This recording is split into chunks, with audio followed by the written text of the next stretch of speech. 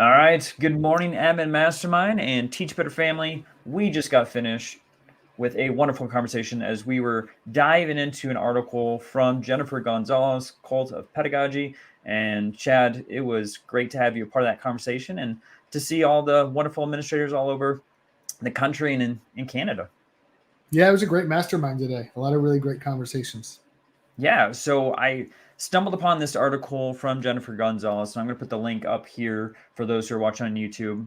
That way you get an opportunity to read the text and kind of understand the metaphor. But I'm going to do my very best, Chad, to kind of go through this I'm sure you'll and do share. fantastic. Yeah. Well, it's springtime, and this kind of got me thinking about just school culture in general. And I think as school leaders, we've all seen this, we've all experienced it in regards to just seeing different pockets of positivity. And the idea with the marigold is that the marigold is a protective plant. So it gets away pests and harmful weeds. And, a lot of people plant marigolds to protect another plant that they're trying to, have thrive. And so the article is specifically about new teachers and using this metaphor to let leaders and other people know that like we need to protect and encourage and create these strong and healthy environments for our new teachers. But I'm thinking though it's not just to new teachers. We need to do this with veterans too, because the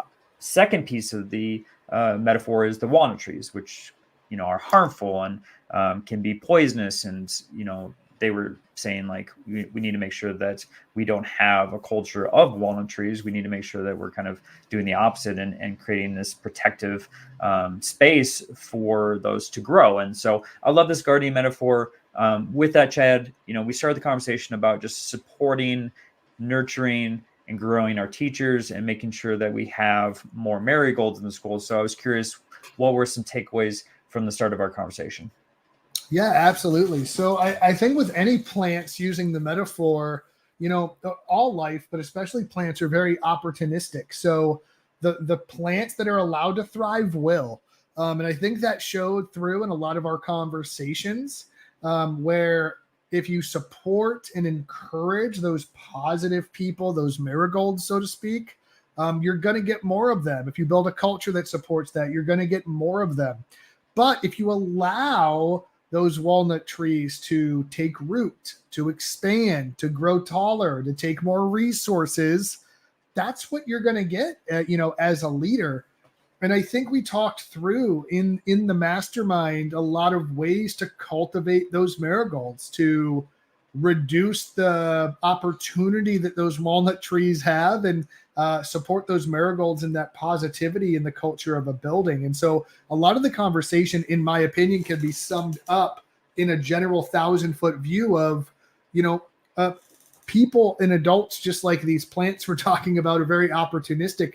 And the environment or garden and soil that you create is going to determine, which ones grow best. Yeah, I thought it was quite interesting how folks were just kind of doing a assessment in real time in regards to. Yeah, you could see them going through their building and their teachers in their classrooms. They're talking about their teams and, okay, this is more set up with marigolds in this grade level, or this grade level is more of the walnut trees. And then also just making plans of potentially mixing that up for the future and kind of spreading out those who may have kind of a negative spin on things, to make sure that, there are more marigolds within the group to kind of weed out the negativity. And that was something I think that shone through the entire conversation. I think there were different levels of kind of gardening and weeding that people were talking about. So like at the top level, in terms of building culture and positivity, we talked about like companion planting. Who do you put with other people? Do you want all your walnut trees together? Do you want all your marigolds together? Do you want to like put all your negative Nancy's on one grade level team and all your positives? Or do you want to create more heterogeneous groups so that it doesn't spread and fester in one place? So we talked through kind of different ways to do that. So there's actual like, where are those people and how are we spacing them out from like a legitimate geographical way to improve the culture so it's not all centered in one location? Or do you go, that corner of my garden's not going to do well, and I'm just going to leave it so the rest can thrive. Like that's the other approach that we, talked about in terms of like kind of shuffling and moving these types of positivity and negative around your building. So like, I think the transition started there. Like, what do we do with these people who are already where they are? But then it kind of evolved into what can we do as leaders to cultivate more marigolds, to change walnut trees into marigolds, to create more positive in general. And I think that's where we got into the nuts and bolts of like strategically thinking about how you do things. I mean, how do you organize your meetings and expectations for staff? How do you set the culture during structured time so that trickles into unstructured time? How do you have positive conversations? How do you cut the roots off of a walnut tree earlier rather than later? So how do you address those difficult conversations and things like that? And like, I thought it was really cool how the conversation evolved from this, here are the plants we have, here are the people that we have and how they are in like a very static way. Like these are how these people are. And then I think it evolved into, but we still can control the evolution of those people into more positivity, into more productive participants in our school, our organization, our culture to do what's best for kids. Mm-hmm. So I think that was really neat. And then we even talked about, how to address these things and SEL components and stuff like that. So I think there's a lot of different ways we can take this conversation, but I liked the multiple levels that this conversation took. And I think it's something that all administrators can take into account. For sure. So I want to touch on something that you discussed, because we did talk about strategies that can be implemented by leaders as far as fostering a culture where there's more positive influence. And one of the things that you had talked about was, since we're talking about analogies, we'll keep with this, was instead of, just looking at the fire, maybe, instead of looking at it and then discussing the fire for 45 minutes, that maybe we should be more task oriented or solution oriented, and maybe, put out the fire. And so if you wouldn't mind just sharing kind of your thought process through that. Absolutely. If you ask any administrator in any school, in any place in this entire country, which we get to talk to a lot of them, you and me. Yeah. So they will say that they don't usually like free teacher time or meetings when they get to collaborate, because often they go, you know what? Like a lot of them just end up, discussing why Jimmy was late to class for 45 minutes with no solution, and then the meeting's over. Yep. I'm not saying nothing ever happens or there's no productivity in those processes, but if you let them just kind of exist on their own, a lot of my experience has been they start talking about how those 3 kids keep misbehaving, or what are we going to do about so-and-so, or all these complaints, right? So when I was like a department head and the science department chair for a school district, one of the structures I put into place was, if a house is on fire, we can walk up to the fire and go, I can't believe they left the toaster on. I know it was Susan's fault because she's always curling her hair and forgetting to unplug her curling iron. Or like, we can sit here and watch the fire burn the house down and talk about why it started, how mad we are about why it started, or we can put out the freaking fire. Okay.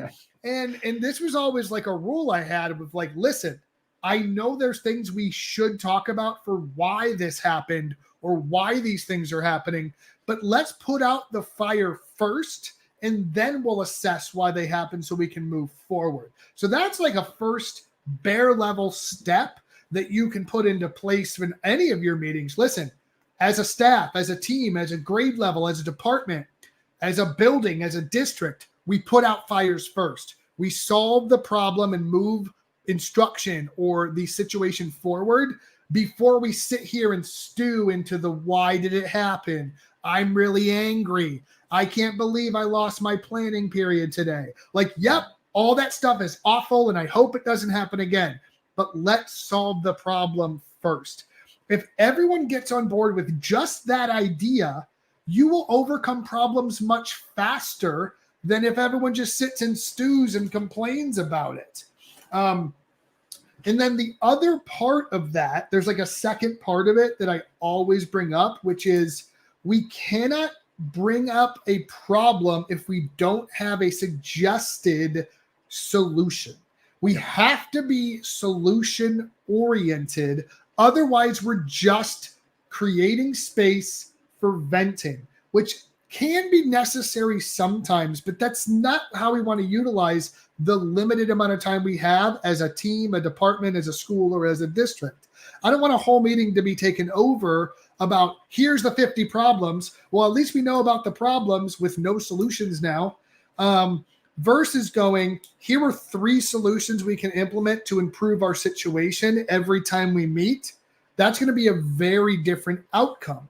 So those things can help create more of a positive atmosphere because you're always solving problems. You're always overcoming obstacles versus sitting and stewing and planting walnut trees, to go back to our metaphor.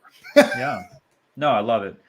So just in addition to that, some additional strategies to implement, people talked about recognition, making sure that we are not only identifying strengths, but highlighting folks' strengths. Then we talked about choices, allowing teachers to have choices, or even being a part of the decision-making process. Because as we know, a lot of times the decision's already made, and then we ask for feedback, even though that feedback and potential opinions on where the decision needs to be made doesn't really get factored in because it's already the leaders have already made the decision. So allowing them to have the autonomy to be a part of that. Someone had made a great analogy in regards to making a decision over cake or death and being surprised when everyone chooses cake. Which was I love that analogy. Yeah. So the idea is being that sometimes teachers may not choose the option you would as a leader, but sometimes that's okay, right? Because, as a whole, a collective whole, if that's what needs to occur, then we need to allow that power and that autonomy and allow the teachers to be a part of that decision-making process. Real quick, though. Oh, go ahead, Chad. I was going to say, just like learners, when you foster ownership, you empower people to do great things. If people don't feel like they're part of the process or they're being celebrated for the work they're doing, they won't buy in and they won't take ownership of it, which means you're going to be stuck forcing them to do things all the time versus them buying into a process. Mm-hmm. No, so true. All right. I wanted to touch on that SEL component that you had mentioned earlier to kind of close down our conversation. But for those who, want to read this article in regards to marigolds and walnut trees, link is up on the screen here. But I wanted to touch on just the walnut tree itself, right? Because it's sometimes hard to navigate interactions with someone who's extremely negative. And I thought we probably spent a good 15 minutes just on this question alone, which was just how to minimize the toxic influence. And there was all these different examples of really tough conversations, questions to ask to kind of get to the root of the problem. Because, we all know, like, people aren't coming in and saying, like, I want to be a horrible teacher today. I want to be a horrible administrator. Correct. I want to be a toxic, poisonous person and destroy the culture of the school. No one's saying that when they're waking up. But will you just touch on, like, just the SEL strategies and why it's so important not to just implement that with our students, but then also, use these same things with our adults? Yeah, I think this is an area where I think we don't think adults need any SEL considerations because we're paying them to be there.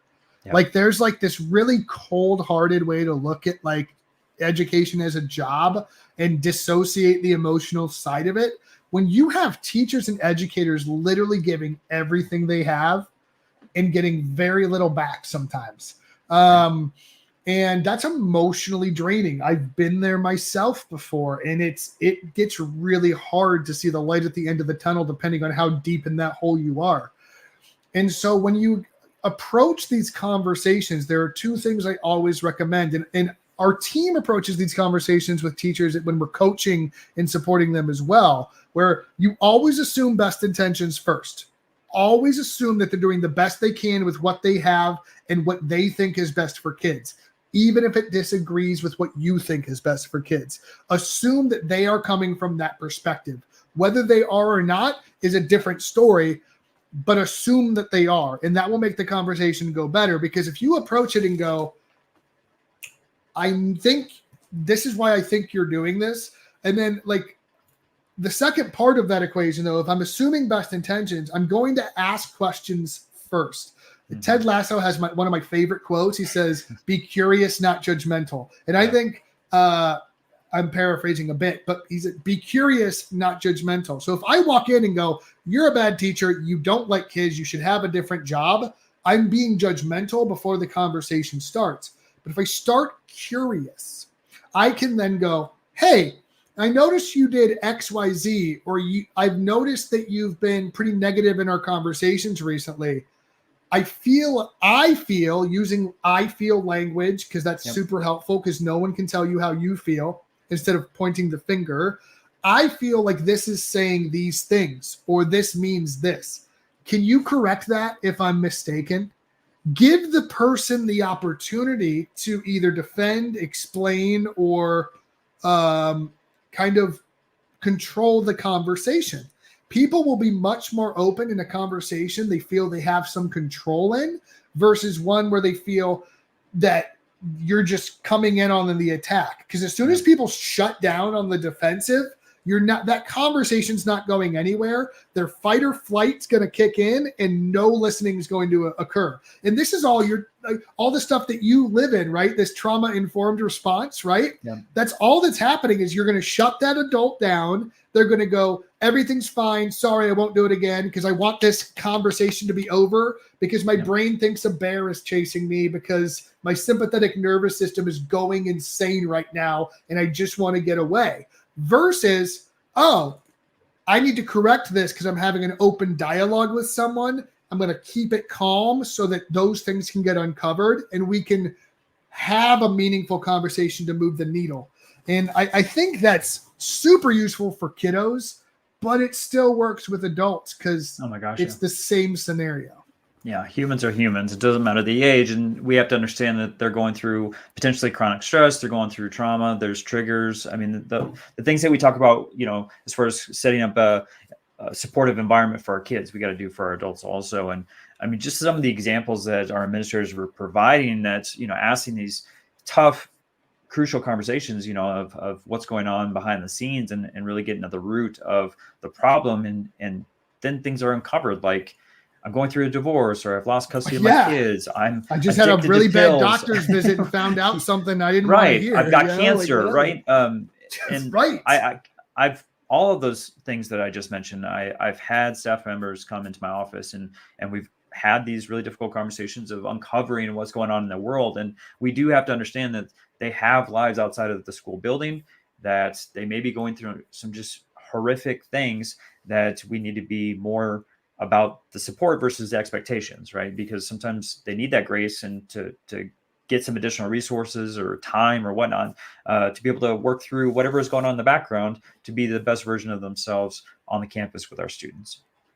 Yeah. And I think clarity in what you expect also comes into play. Even if in that difficult conversation, you just ending that conversation and going, so I want this to get better. Cool. Awesome.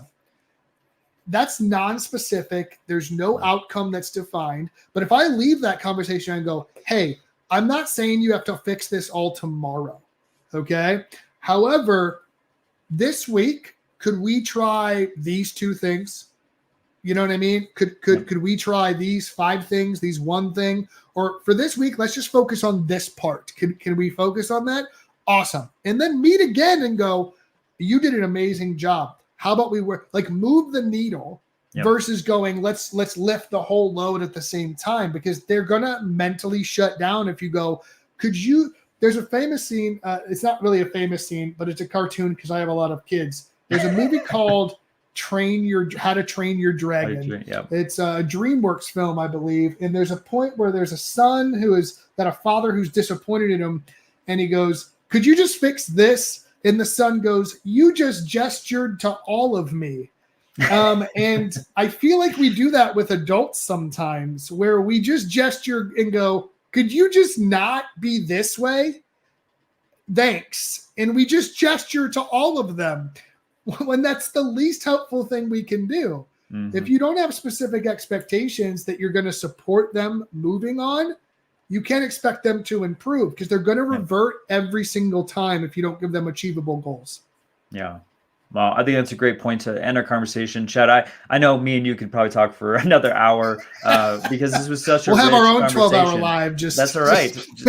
This is important stuff. And I think this is, talking about school culture and finding just these, walnut trees, if you will, or weeds. I don't know what metaphor you want to use. It's the work behind the work, right? Right. Like it's the things that, as far as leaders, we don't get practice at university on this, right? It's trial by fire. And that was brought up too, of just like, I didn't know I was going to have such crucial and really emotional conversations with my staff. And it's something that needs to be addressed. It needs to be highlighted. It also needs to be something that we work on every single day because we are working with human beings and it's a human profession. And so I think it's so important. I want to thank Jennifer Gonzalez, obviously, for those who are listening on a podcast application. It's cultofpedagogy.com/marigolds. That's the article that we use today. Very important resource. I would love for those who are listening or watching on YouTube to make sure that you at least take a look at that. Obviously, too, I've been throwing up on the screen that this mastermind group meets every Tuesday morning, 9 a.m. Eastern. If you're watching on YouTube or listening on the podcast player and you want to join, head over to teachbetter.com/mastermind. It is free. And I assure you, though, that even though it's free, you're getting quite a bit of value from this group. Also, we've got a wonderful Facebook group that's growing like crazy. So that's Teach Better Admin Mastermind. So make sure that you're going over there and joining. I think, Chad, we're almost to like 250 administrators and leaders in that group. So we haven't been in existence for very long, but we're growing like crazy. So if you're listening or watching, make sure you're heading over to Facebook. And man, Chad, I appreciate you. I appreciate the group, the conversation. Like I said, it was extremely rich and very valuable. Always a pleasure, my friend.